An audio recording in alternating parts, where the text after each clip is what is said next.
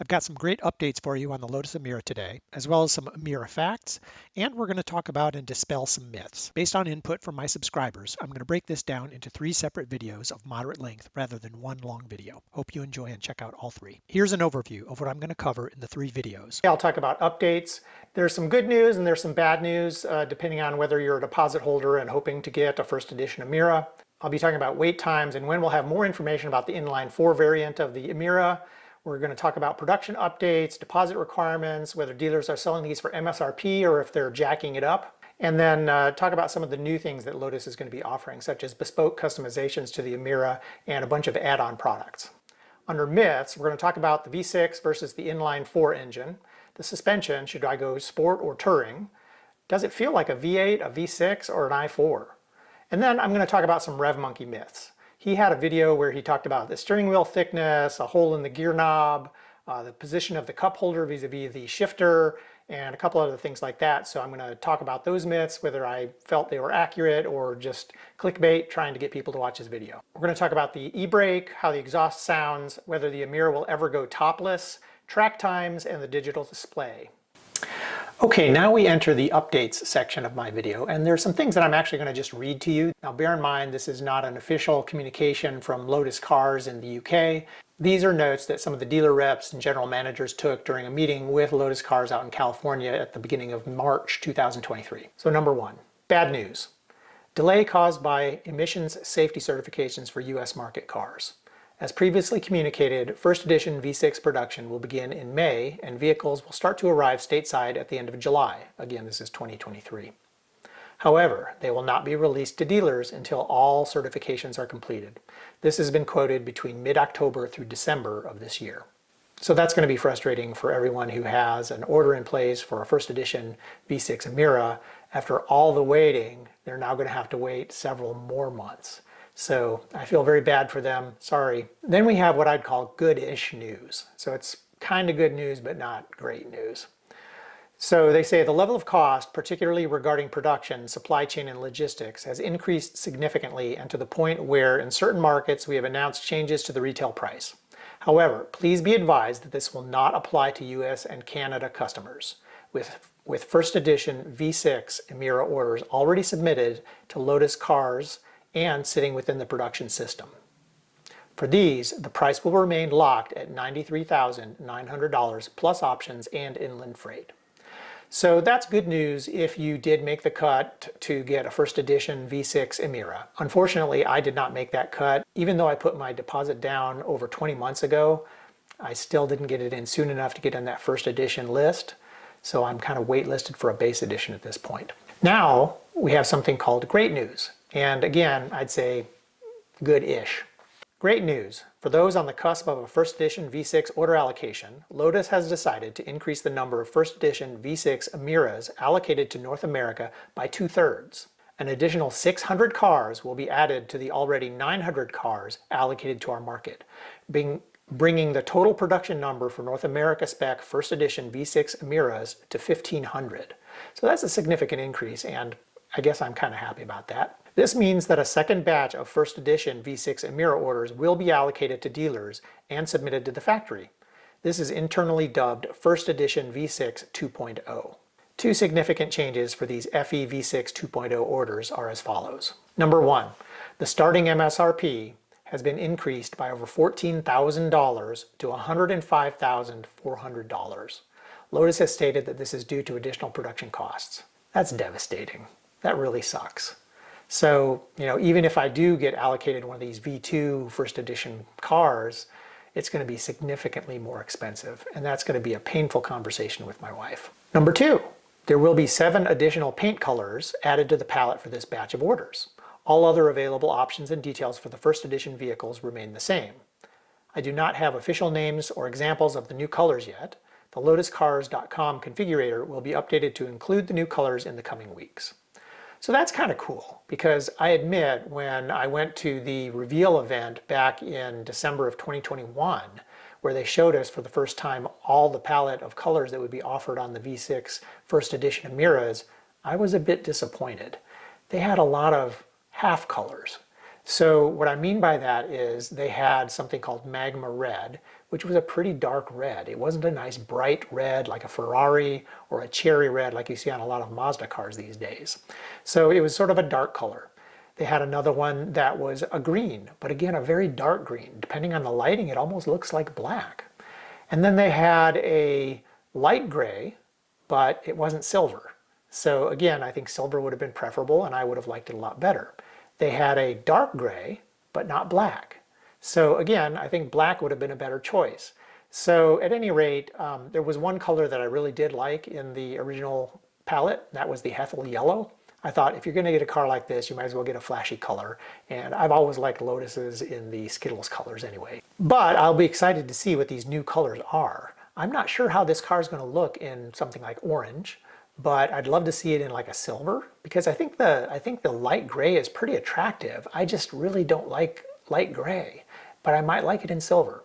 So we'll just have to see. I'm excited to see what those colors are, and that might actually tip the scales one way or the other for me because I really do value the color of a car. I think certain cars look exceptional in certain colors and very unexceptional in other colors. So color really does matter. So continuing on with the updates, we'll contact deposit holders who have received an FE V6 2.0 order allocation directly. Please note that we have not received the additional allocations yet, and it will likely be a few weeks before that occurs.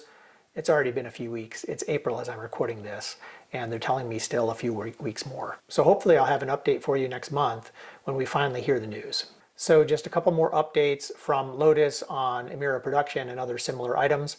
So number one, wait times. The Lotus has a 2-year backlog. That's pretty long. If you haven't placed an order yet or put down a deposit, then you might be waiting a very long time unless you can buy one on the second-hand market, which is entirely possible. And Lotus has plans to continue producing the Emira at least through 2028, barring any unforeseen, government regulation changes or something like that that would prevent it.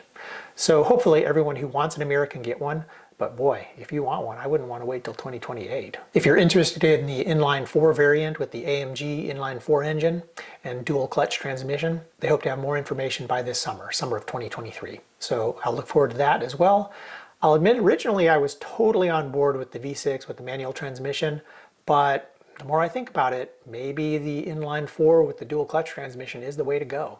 We'll see. And now some sort of just general production updates. They say that production in 2023 will be entirely dedicated to fulfilling both batches of the first edition V6 Emira orders.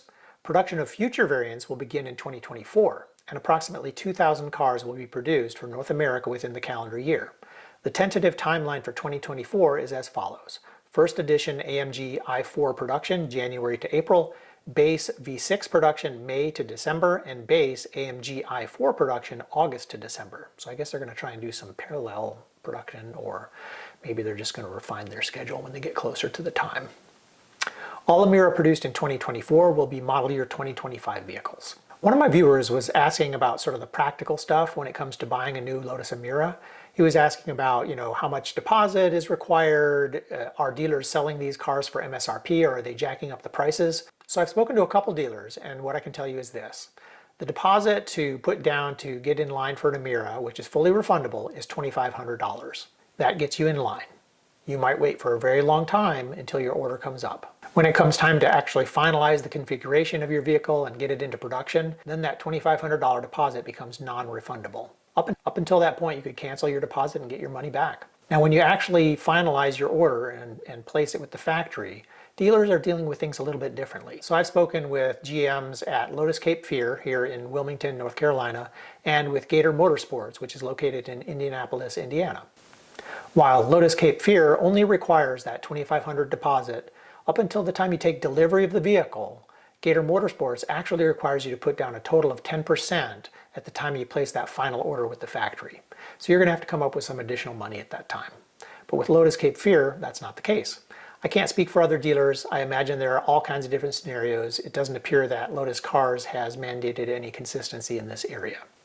Now, the question of whether dealers are selling the cars for MSRP or whether they're jacking up those prices to try and make a killing in a high-demand car market, well, I think that's going to vary a lot. So I originally put my deposit down with Gator Motorsports in Indianapolis because they have a stellar reputation. And they said right off the bat, these deposits are going to be refundable and we are not going to charge you over MSRP. And I believe them because, again, they have a really good reputation in the Lotus community and they're in this for the long haul. So in that case, I'm happy that I've got my deposit down with Gator Motorsports in Indianapolis. Lotus Cape Fear here in Wilmington, North Carolina is a brand new Lotus dealership.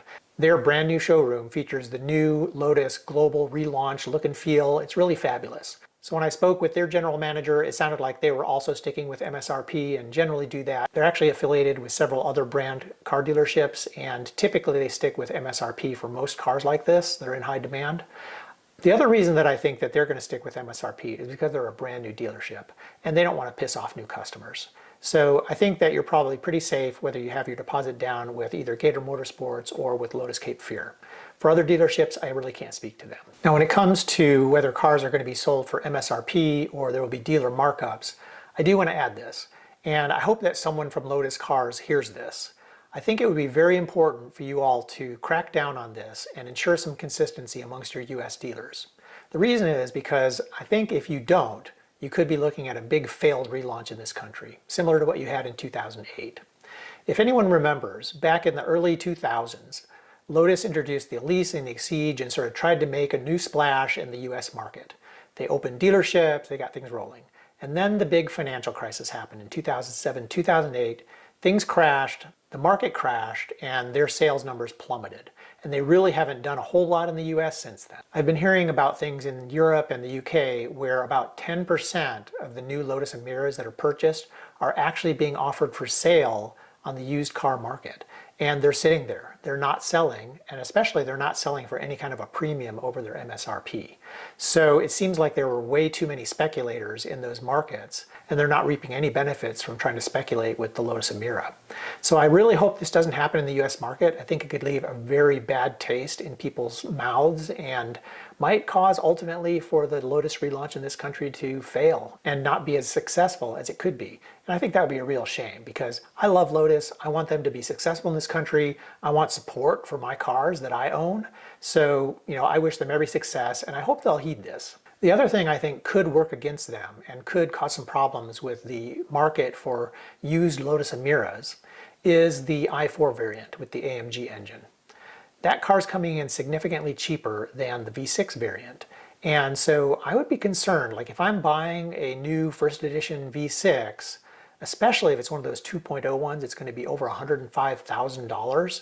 I'm going to be worried about resale. I mean, I'm just a normal guy. I'm not a gazillionaire. So I'm not used to buying cars and having them depreciate like crazy as soon as I take them home. I've only bought one other new car in my life. That was a 1992 Mazda RX-7 dual turbo rocket ship.